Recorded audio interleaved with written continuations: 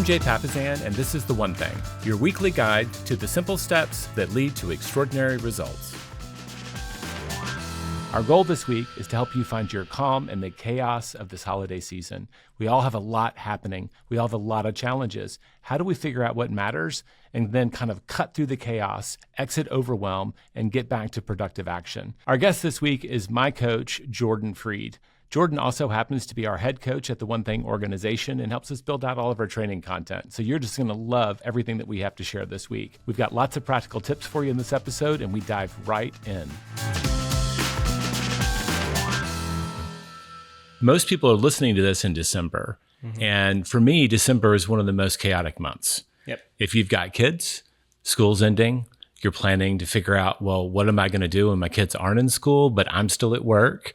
You might have holiday parties that start to dot and litter your calendar. And now you have to plan for babysitters and outfits, and holiday parties might mean holiday gifts. And what do I get the boss? And what do I get my coworkers? What do I get my family, my friends? All of these things start to pile up. Lest I even mention holiday travel, which usually means family. And normal year, we'd say, and you've got family politics, but this year you might have family politics plus politics. Sure. Given the state of where everything's going. I'm probably just stressing people out, just saying all this at once, right? And then if they're an achiever, they've got their year-end goals, right? Yep. They're making the last sprint. Did I get my health goals or my work goals or whatever? And to me, the cherry on top of the chaos pie, the thing that stresses me out the most because I've got one of those Southern moms, is a holiday card list. Like we actually try to send out holiday cards. I'm not sure why we do this to ourselves. Do you do this or do you escape that? I largely escape most of this, and they call me Jor Zen because I'm very zen about most of this stuff. But yeah, I kind of excuse myself from a lot of that stress, Jay, but I'm really good at that. We have all of these things converging at the end of the year, which is kind of an arbitrary moment, but there's just a lot that happens. What's the first step? Like, how should we be thinking about all of this? Yeah. So, whenever we are breaking down how to think about something, I think the first thing that I share with people often as it relates to chaos is your ability to handle chaos is amazing. Your willingness to tolerate it is maddening. Okay. I'll take a deep breath. Okay.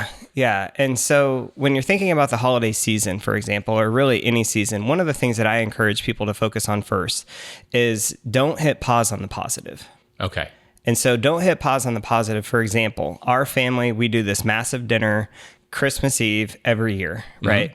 And yet one dinner is not an excuse to hit pause on the rest of my good habits for the rest of the week. I don't need to scrap the entire week, because then what happens is one dinner turns into the next day. We're not eating, we're not sleeping as well. The stress level could be high. And that's when people tend to get sick. Right. And you get, sick and also sick of each other or things because we're not sleeping well. Yep. We're not keeping our promises to ourselves, which can make some people, I'm not talking to anyone in particular. I'm listening to this too, but like get grumpy or snappy because they're not getting the things that they want. So like also the first person to say no to shouldn't necessarily be yourself, is what I'm hearing. That's right. And I think that, in anything, when we say begin with the end in mind, Jay, there are some thoughts that we always take to the macro. Beginning and the end in mind for some people means going all the way to the end of their life.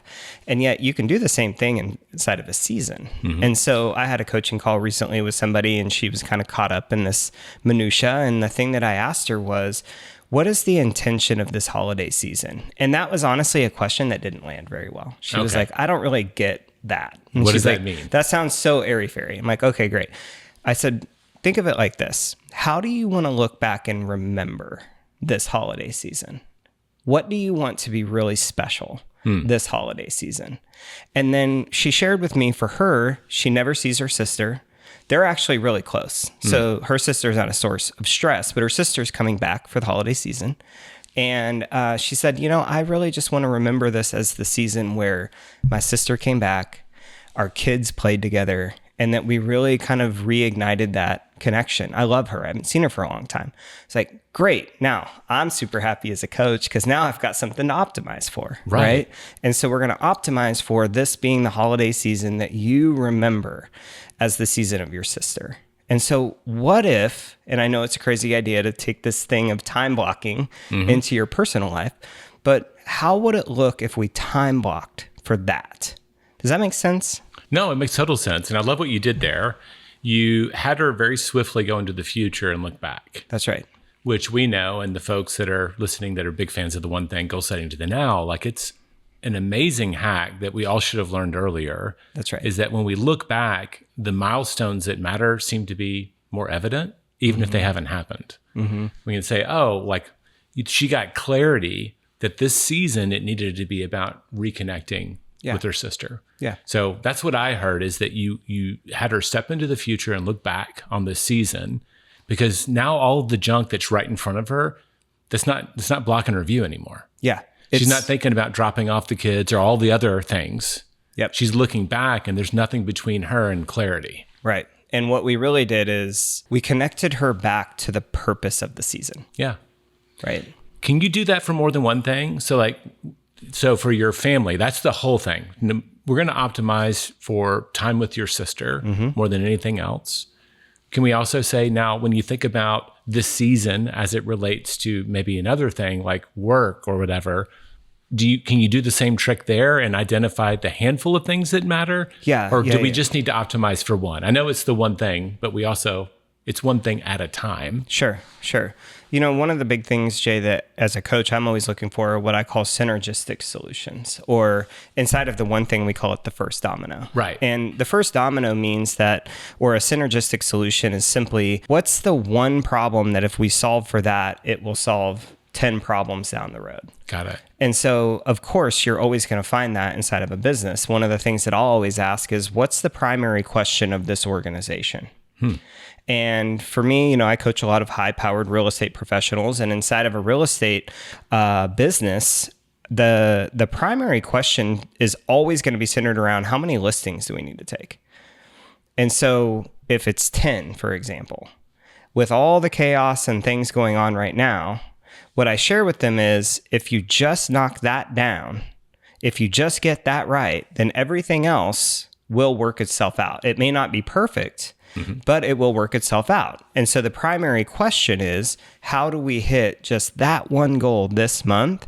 And then that's going to set us up for January and February. In my experience, that's a perfect example for real estate. If people don't understand real estate, in my experience, it doesn't matter what business you're in. There's usually kind of a lead domino. That's right. There's a leading indicator for the total success of your business. Yep. And if you've been doing it long enough, you'll probably know what that is. Yep.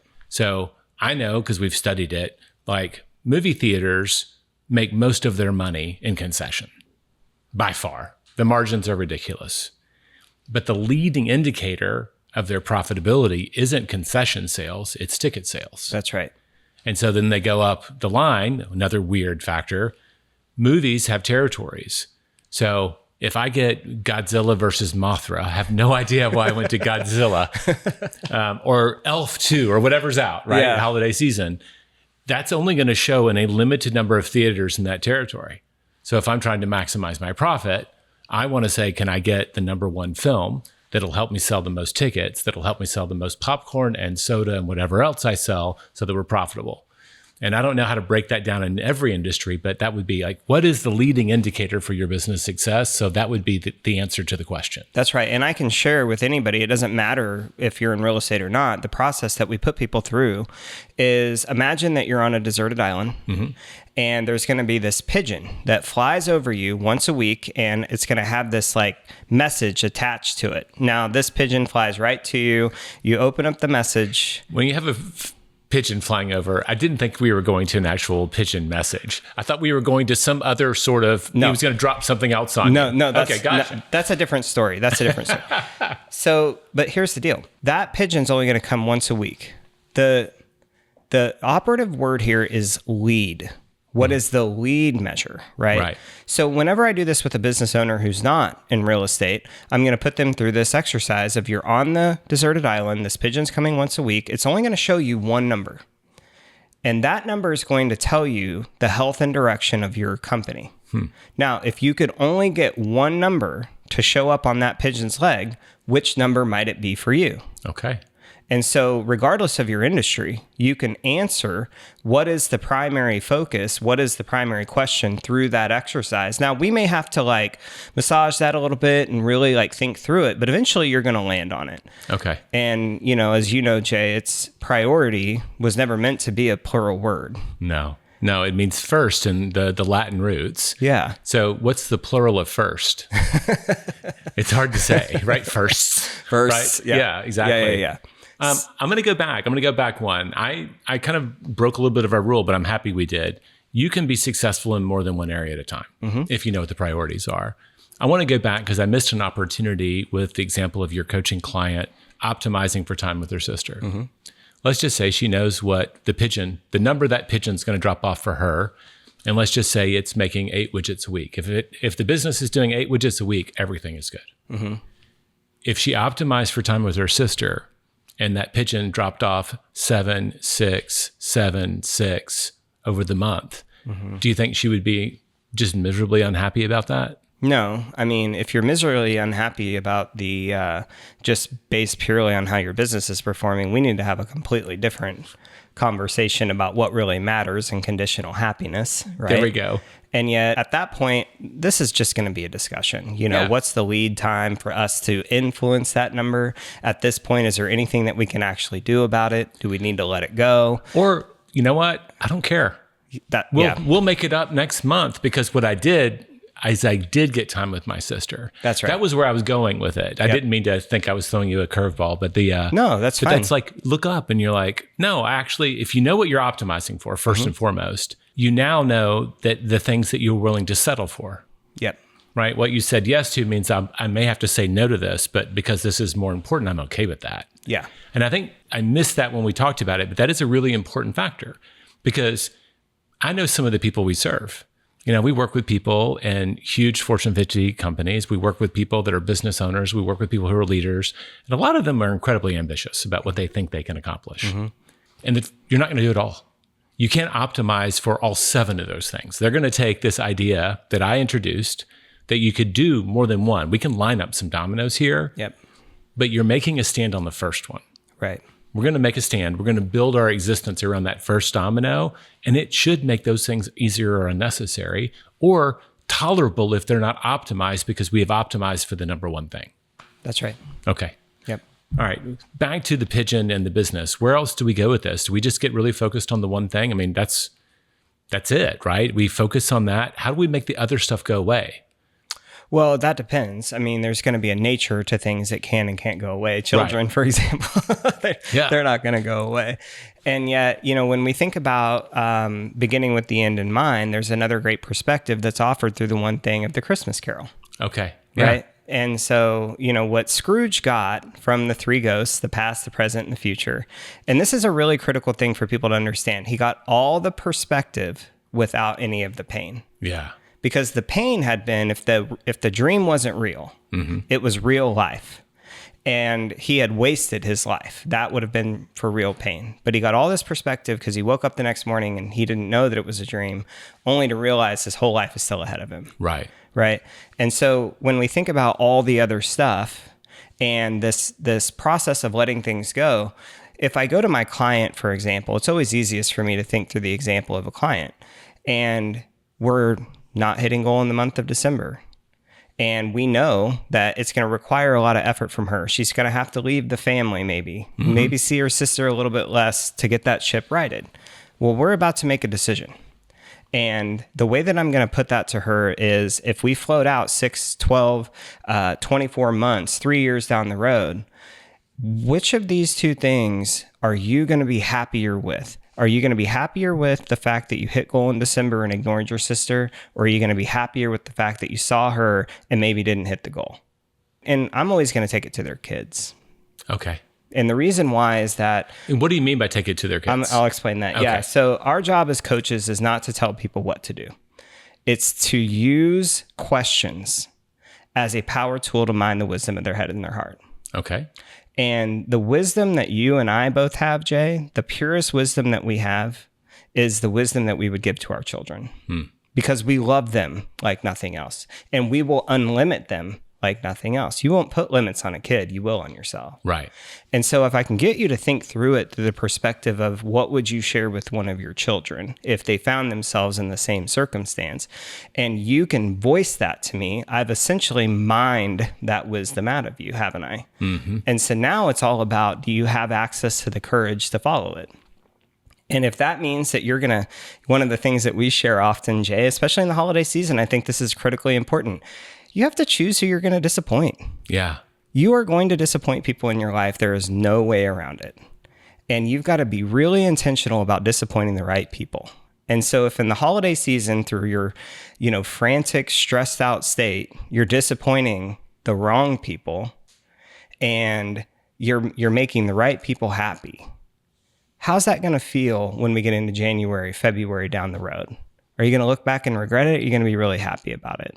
Where I go with that is I've disappointed my family, right? I've made a customer, a client, or a business partner happy at the expense of, actually, I've now disappointed my kids or my wife. And so, I won't be happy with that choice later on. And I know that we want to take care of our clients and customer experience is important. And yet you can get another client. We're not going to get another kid. Right. We don't get another 11-year-old holiday season, right? No. Whether that's Hanukkah, Christmas, whatever it is for you. Yeah. Like that, for that 11-year-old, that's a one-time event. Next year, they'll be 12. And the year after that, 13. You can't miss that and get a do-over. That's right. Like Santa Claus has a very limited, I think I've got one more year with my 8-year-old and my 10-year-old's already on to us, So it's perspective. We may have to put a parental warning in this one just to make in case there are kids in the car. If you got kids what do you in the mean? car. Because he's going to start giving more practical gifts? No, he partnered with Amazon and they've worked something out. It's different now. There we go. So Jordan, we've talked about through some coaching scenarios about, it seems to me the key to getting people to find some calm through all the chaos of the holiday season is you're helping them get really clear about what truly matters to them. Yep. The pattern that I'm seeing in your coaching, and it's a little meta for me because, and I'm sure like if you missed the beginning of this where I introduced the episode, I mean, Jordan is my coach. He's not just a coach that serves our customers. He's also my coach, is that you're constantly displacing them from their current reality. Right. You're creating a hypothetical. You're on an island and there's this pigeon flying by. Yep. You're in the future. Why is that important? Is it because when we're in it, we're just like, it's like a kid that's feeling all of the emotions. How do we get them into their human brain and out of the monkey brain or whatever? Yeah. I mean, I believe, Jay, that if I were coaching a room full of coaches, one of the things that I would share very early is that the human imagination is the greatest power tool that we have. And yet it's completely underutilized. And we can have physiological responses from an imagined experience, right? Right. And so when we're working with people, though, like as you and I both know, we've got this mantra, and mostly that it's, we have a hard time with dreamers who don't do, but we really want to focus on the doers who don't dream, right, in this company, right? And I just believe that perspective is the greatest tool we have to mine potential. I'll never forget, I had a client. This was last year. A big lawsuit came through and changed a lot of the things that it was going to change everything about his day-to-day. And he was kind of freaking out.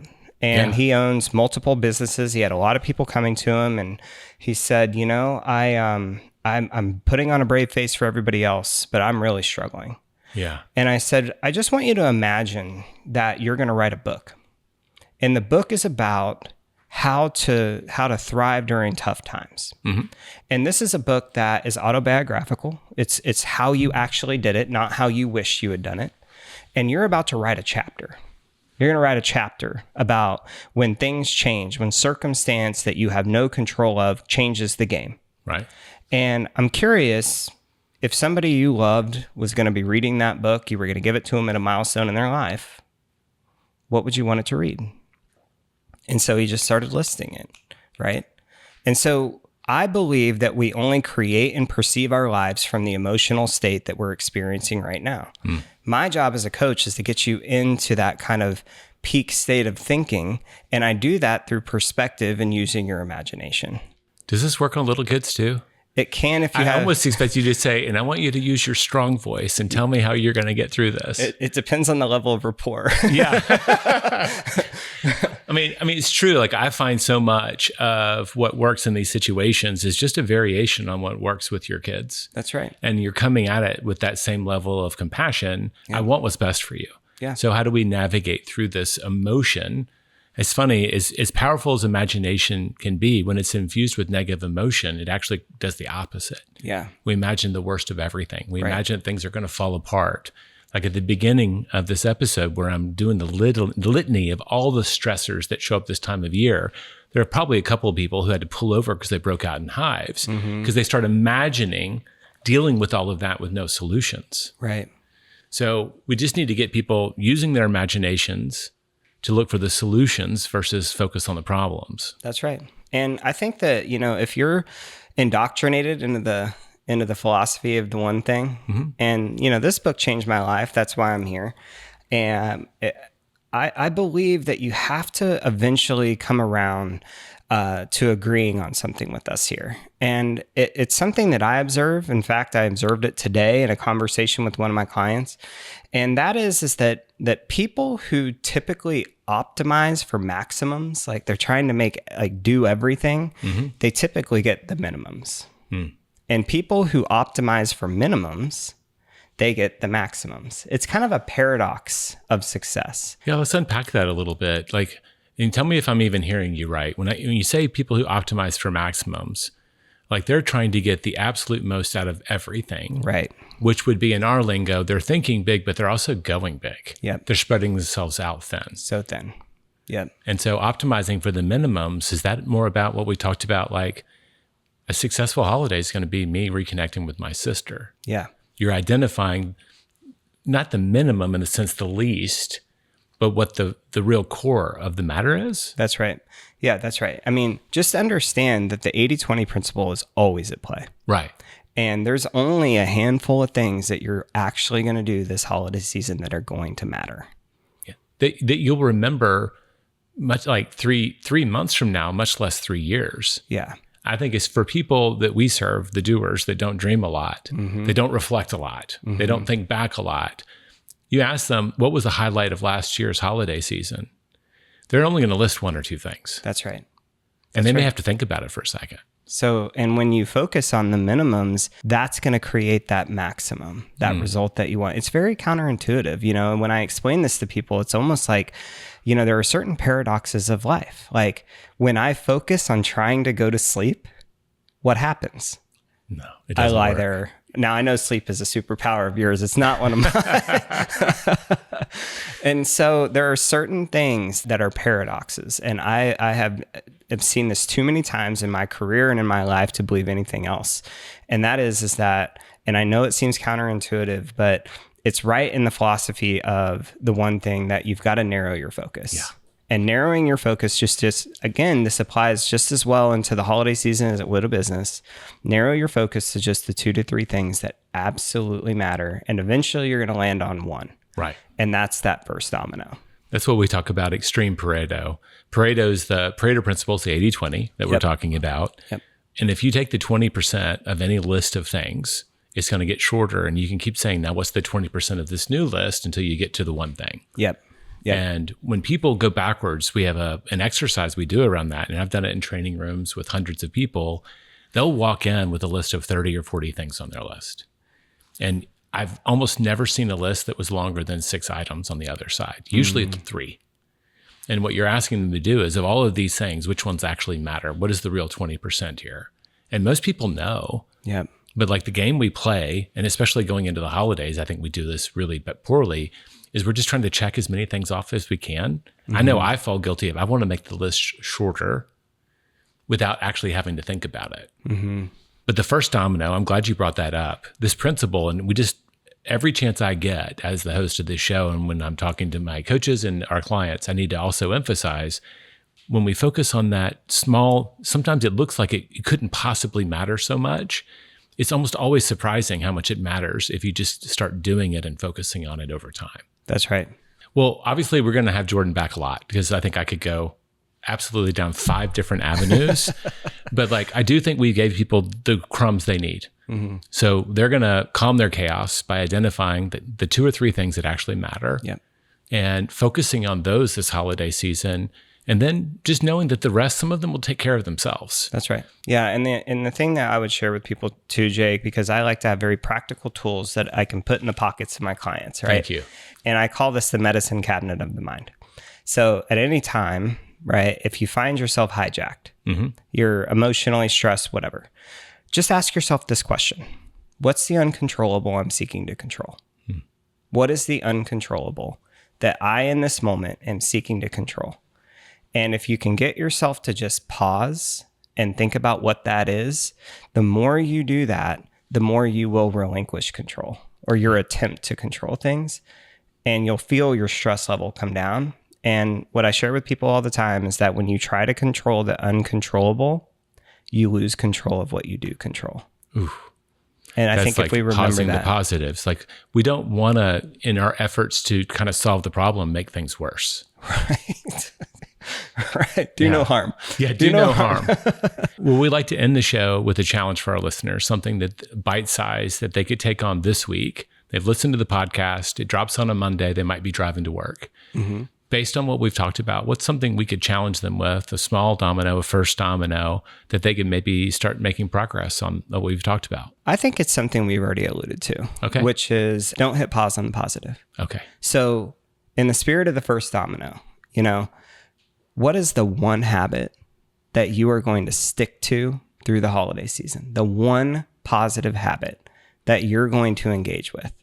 For some, it might be exercise. Yeah. Could be go on 10,000 steps a day, certain amount of water, but just pick one doable habit, one first domino that you will engage in through the holiday season. I love that. Jordan, thanks a lot. Definitely going to have you back because it's just, I could have gone 15 different directions. And I'm sure like they're saying in the car, ask him that question. Well, we will ask him next time.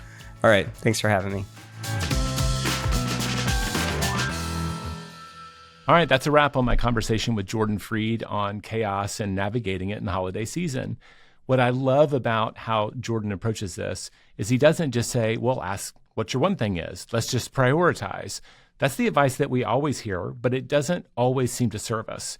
He's giving us the tools of our imagination. How can we go into the future and imagine back? If we go out 3 years from now, what will actually matter during this season? It's amazing how that trick of imagination gives us clarity. Likewise, I love how he used the trick of make it like you're talking to your own child, maybe someone you love if you don't have children, someone that you care for, because the chaos that we're willing to tolerate is not something that we would ever wish on them. So we tend to give them more pure advice than we would give ourselves. And finally, let's not forget his really important advice. No matter what happens this holiday season, don't pause the positive. Those little habits that keep you going, that fill you up, that make you healthy and happy and are able to deal with the chaos. Don't pause those things because they may be the very things that sustain you. Now, next week is going to be a solo episode.